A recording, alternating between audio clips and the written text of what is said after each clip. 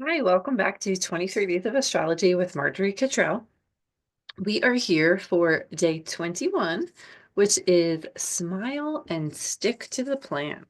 Hmm. Okay, so today is kind of about staying the course. What does that mean? And how does that relate to astrology? So I'll start with a story. When my kids were younger, they were born 2.5 years apart. So in the early days, there were a lot of years where like it was just a little bit chaotic. And I came up with this mantra to smile and stick to the plan. And I would write it. We would have like a big like kids chalkboard. And I'd write it on the chalkboard and I would write it on my arm, smile and stick to the plan. Because I can get really forgetful sometimes, especially when I'm distracted and there's little kids and there's so many things going on. And I write a lot of stuff on my hand and my arm. And sometimes the plan was going to the library. That was it. That was the whole plan, the whole day.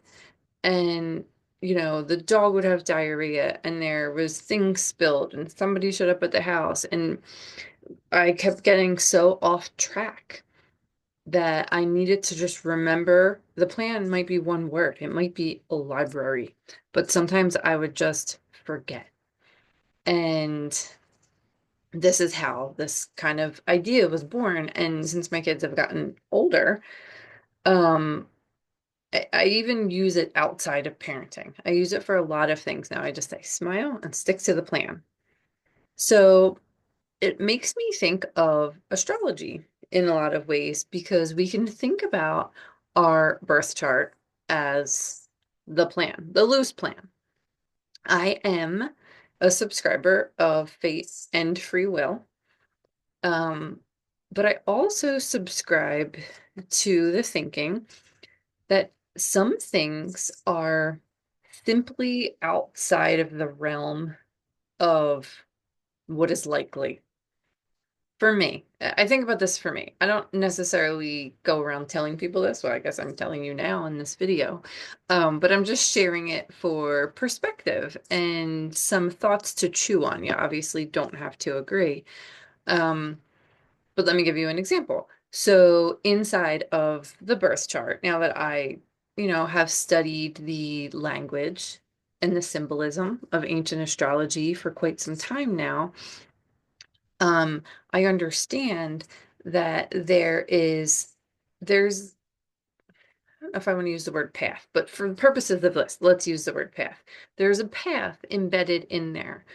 And if I'm familiar with my birth chart, as many astrologers are familiar with their own birth charts. And if I want to do something or I want to be something or someone that I know is really outside of the scope of what's in my chart, but I really want to try it or do it or be it.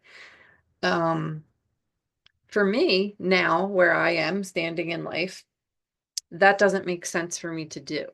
And it's not because the chart is making me not do it. That's not that at all. It's because when we are, I have found that when we are content and feel as if we are on the right track, that correlates to being in alignment with our chart or with the messages or the clues that may be embedded inside of the chart. So when I think about life, we can think about like it as like a train and you're going, you're on the train, you're on the track. You're going along the path. You're on the course. If we do things um that take us outside of that course, um sometimes this may be like choosing something to make somebody else happy. Sometimes that's in the chart too, but sometimes we may get off course and we may choose things that maybe like society or culture or people we love want for us. We may choose those things. Maybe we're not even conscious that we're choosing these things, but we get off track, we get off course. And life may feel incredibly frustrating and it may feel very bumpy and out of alignment, I think is the best way, because even when we're on the course, life is frustrating and life is bumpy, let's be clear. But there is something about being off the course and how it's a little bit different. The frustrations can feel a little bit more like they are a part of the journey, rather than we've took a wrong turn. We've taken a wrong turn. Does that make sense? We've taken a wrong turn. Um, and of course, I'm speaking from personal experience, but also just conversations that I've had with people about their charts. And a lot of this, is parallel to growing up and finding our own voice and realizing, oh, that's not the way. I didn't want to turn left on that blue trail. I wanted to keep going and cross that bridge and see the waterfall. But we didn't have our voice then, or we thought that everybody was going that way. And so we were going to do the blue trail because that's what everybody's doing, or whatever.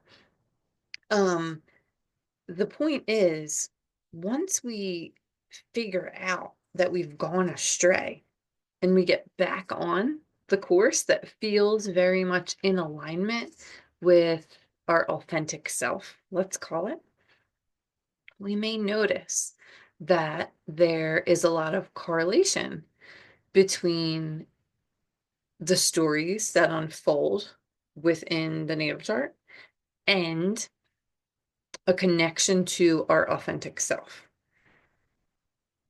I do not want this language to sound limiting because that is not what I'm trying to convey.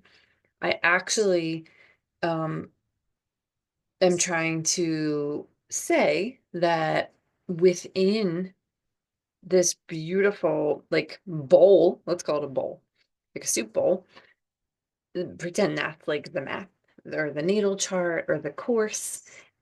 There's so much that you can do within there. There's so many ways to express, and there's so many ways to be creative or to